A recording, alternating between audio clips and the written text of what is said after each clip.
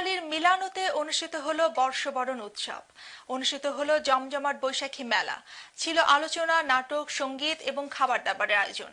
বিস্তারিত জানাবেন মিলানো প্রতিনিধি এহসানুল করিম জুয়েল।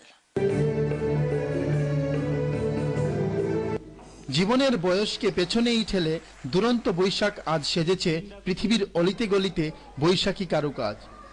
এই পঙ্কোক্তি মেলার মতোই ছোট থেকে শুরু করে বড়, পাঞ্জাবি কুর্তায় পুরুষ, নানা সাজসজ্জা সহ শাড়িতে নারী সেজেছিল মিলানের প্রিয়তেল্যবাসী। নজিরবিহীন প্রাণোন্মোদনায় উদযাপিত হল বাঙালির আবেগ, ঐতিহ্য আর সংস্কৃতির বিশেষ উৎসবের দিন পহেলা বৈশাখ।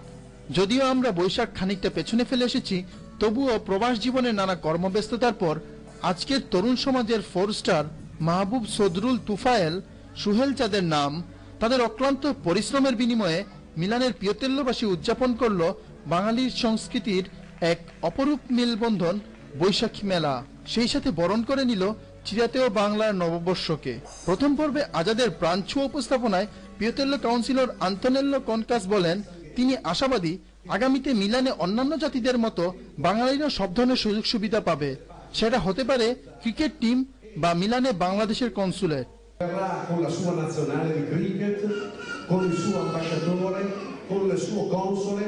তিনি আরো বলেন, নিজেদের সংস্কৃতির মূল ধারাকে বজায় রেখে আমরা তোমাদেরটা জানবো আর তোমরা আমাদেরটা। এছাড়া উপস্থিত ছিলেন আমন্ত্রিত এবং অন্যান্য নেতৃবৃন্দ।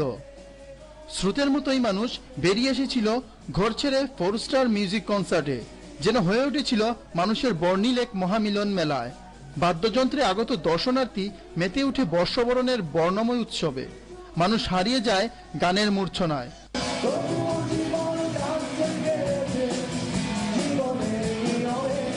আগত দর্শকদের মুগ্ধ করেছিল উদয়ন শিল্পী গোষ্ঠীর ছোট ছোট নাটিকা।